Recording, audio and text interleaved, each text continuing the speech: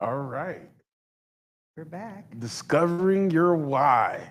Man, this has been a journey. This has been a journey. We have talked about what is your why, how to discover it. We talked about your environment, people that you hang around, your goals, your Triggers. aspirations, your triggers. I'm telling you, I feel like I have a whole new why. Okay, so tell me today, what is discovering our why? What is the topic for discovering our why? We're going to talk about emotional schemas and self sabotage. Emotional schemas and self sabotage. So, for those laymen out there, by the way, welcome to the Discovering Your Why podcast chat. If you're just joining us, we want you to um, um, chime in, write in the chat. This is a conversation that you can join us on, okay? But yeah, so for the layman, what is a schema? It's kind of like an emotional pattern or response. Oh, emotional pattern or response. Kind of like an emotional identity. And like just in your beliefs about a certain thing. Right. Like a personality. So your schemas, okay. And then we talked about emotional schemas and your what? And self sabotage. And self-sabotage. So when you think of self-sabotage, what comes to mind? Quitting that job right before, I don't know, get a promotion or doing something that you know is going to cause negative consequences Right. for whatever reason. When I was growing up, they used to have this saying, if you can't beat them, Join them. join them. And sometimes that could be a positive thing. Sometimes that could be a negative thing. Negative thing. Yeah. Because sometimes I feel like, well, if I can't win, I might as well lose spectacularly. Like let me go all the way. If you're gonna call me a bad kid, I'm gonna be a bad kid. Go all in. And that could be self-sabotaging when you just feel like, hey, I can't win anyway, so I might as well give up. I'm not even gonna try because I'm gonna lose anyway. Right. We call that a self-fulfilling prophecy. It can be. Absolutely. For sure. That's definitely a self-sabotaging concept. Self-fulfilling prophecy. You tell yourself something's going to happen, and then it happens. Yep. Yeah. Why do people do that? I think it's a comfort thing. I think of something. Comfort? I think it's something that's comfortable, familiar. Maybe not comfortable, familiar. Familiar? And No, I mean, I rock with the comfort, but why would you be comfortable telling yourself or predicting you're going to it's lose? familiar because it's somewhere you've been, or it kind of relieves you of any additional responsibility. Got you. So it's kind of like, I'm not going to set myself up for failure. I'm not going to get my hopes up. I'm not going to get my hopes up. So I'm going to sit here and just tell myself it ain't going to work anyway. So I'm not disappointed when it doesn't work. And it's kind of like what is it? Sour grape, sweet lemon. So when if you have a job in a wet box somewhere that's really hot and you say, oh, at least I'm losing all this water weight. That was in Right. one of the books that I was when I was reading Gossip. Yeah. You talked Yeah. about that. Yeah. I love it because, yeah, I would do that sometimes when I'm like, don't like something. I'll convince myself I like it. Yes, and you talk about the positive things about it to make it Hmm. seem more appealing than it actually. Yeah. Like if I'm the water boy on the football team, at least I get to get a jersey. At least I got the best seat in the house. At least I'm never thirsty.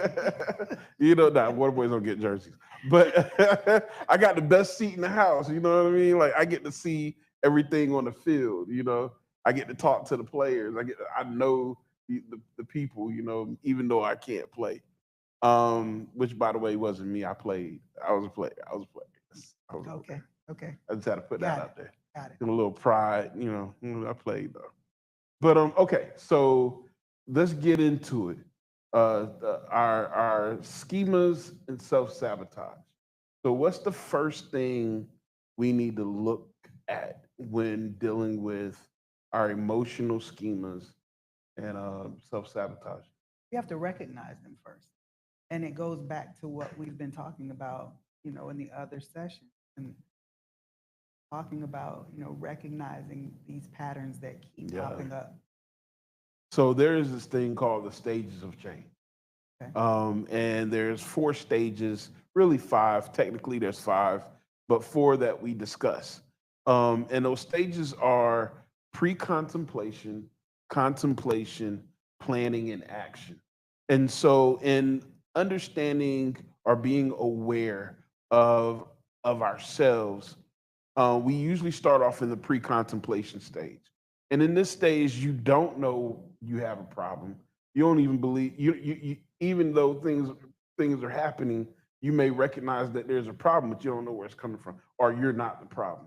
These are the type of people who blame everybody else. Like I haven't kept a job my whole life over 6 months, but it's because I keep running into bad employees. Yeah, and people who don't like me. Yeah, are people who don't like me, Right. or they're jealous of me. Nah, if you've had 10 jobs in the past 4 years, or 3 years, there's a Something is problem. wrong. There's a problem. And so they're in that pre-contemplation. They're not aware that they have a problem. Now, then you enter into the contemplation stage. Okay, I have a problem. I recognize I have a problem. I might not know what the problem is, but at least I know I You have know one. there's Something's something that wrong. warrants looking closer into. Right. Now, a lot of people get stuck in the stage too. Like they're afraid. They know they have a problem, but I think sometimes they're afraid to look at it. Like I have it all the time. I have people who come to counseling but act like nothing's wrong. And I tell them all the time, like, I am not a mind reader. If you think I'm going to just pull your problem out of thin air because you're sitting here, you're wrong. You're going to have to open up. You can't come in here and say the world is shining in this rainbow and unicorns, and then think that your storm is going to go away. You have to explore. And a lot of times when you start exploring with people in contemplation stage, they get very anxious, maybe even resistant. Yeah, and they Because don't know what they're going to find. They don't know. right. And that saying, you don't know what you don't know. Yeah. And it requires being vulnerable, Hmm. requires For being sure. honest. But man, is there a benefit to allowing yourself to be exposed? Is there a benefit Absolutely. to allowing yourself to be exposed? In a safe space, absolutely. What are the benefits? Because a lot of people are really scared to expose themselves so that they can learn themselves. And that's not a bad thing. That's not a bad thing in some environments. But when Okay. you are in a therapeutic alliance, you're in a therapeutic relationship and therapeutic environment, that's a safe space for Okay, you to I open get up, that.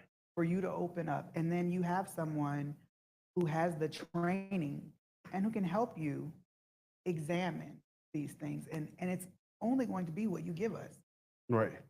So I can understand that, man, we may sometimes live in a hostile world where we can't be vulnerable and open, and explore our issues, but they are safe spaces like counseling that can help you do that. Absolutely. But, one of the people we run away from is ourselves.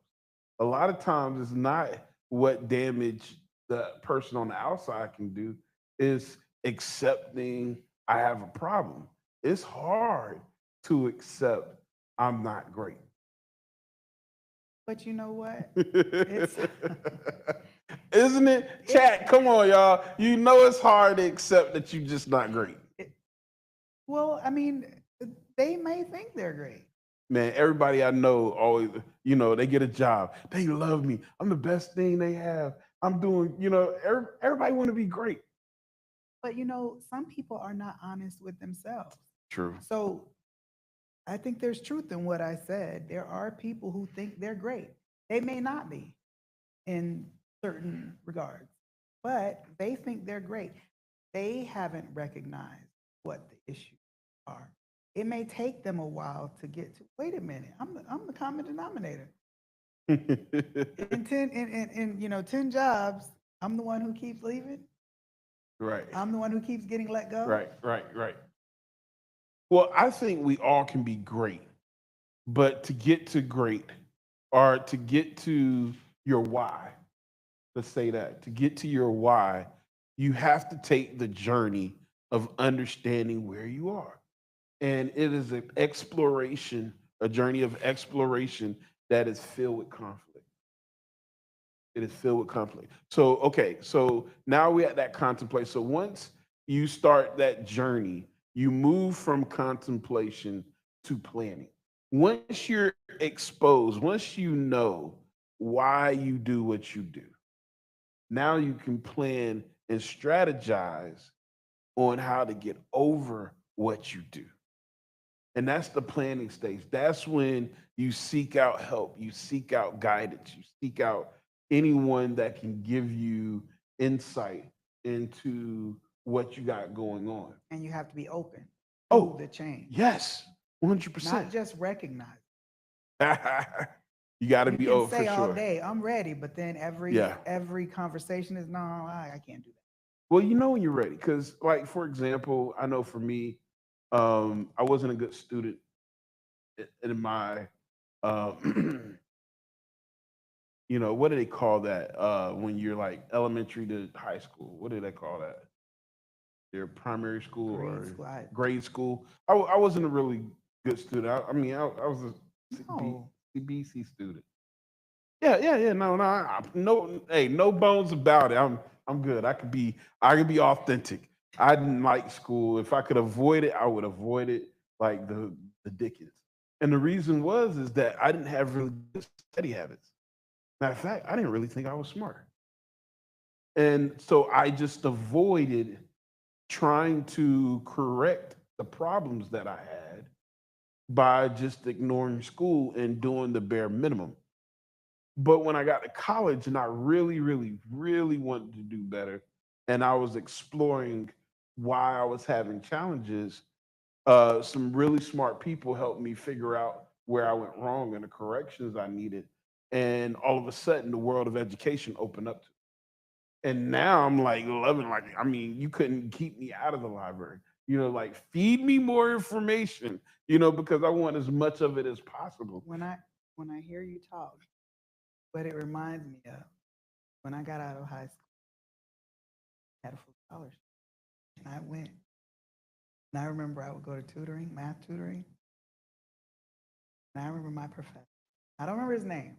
He had curly, like Weird Al Yankovic hair, um, like cargo shorts, flip flops, and he told me, "I have never seen someone try so hard and still not get it." So I had to take a break. It wasn't for wasn't for Right. me right then. Man, I hear you. But see, in that break, did you go discover why you was having a hard time I getting did it? not. And then, I didn't. But look, I mean, it took some time before I right, was able. because when I first started that journey, I was spending like 20 hours in the library. Literally, I was spending all day in the library and still making average grades. It was when I exposed my issues. I remember it was a guy by the name of Dr. Hutchinson. Yo, if you hear me, man, I love you, dude. But Dr. Hutchinson pulled me to the side. He was like, "Let me figure out what you're doing wrong. What are you doing?" And I was telling him, I'm like, "Man, I'm spending like 10 hours in the library. I'm rewriting the books. I'm making all these notes. I'm coming in with these stacks and stacks of notes." And he looks and he's like, "You're studying wrong. Here are your deficits. Here's what you're doing wrong." And he showed me little things I was doing that would enhance my study and that would reduce my issues. And when I yielded to that and I trusted, because he told me some things to do that was just foreign to me. Like he told me never study 24 hours before a test. Sounds familiar. Yeah, I told never study 24 hours. He says because all you do is cause stress in your head, and then your brain locks down. And man, you know how hard it was to not cram the night before a test, to put the book down and go and relax and chill. Like I felt like, man, I'm just setting myself up. But the very next semester, straight A's at the collegiate level. Dr. Hutchinson. He was dope man. But yeah, so we have to be vulnerable enough. We have to be able to tell ourselves we don't know everything. And recognize that, because what I had to do, I did fine in most of my other classes once I decided to go back. Yeah. And, you know, even now. But math, I needed every extra tool. It's just not my thing. Right. But I knew that about myself. Right. At 17, I didn't. At 17, I was like, what is, all I know is I'm always, you know, I haven't gone to the first party yet. Right. I'm trying to figure out math. Right. Last thing so we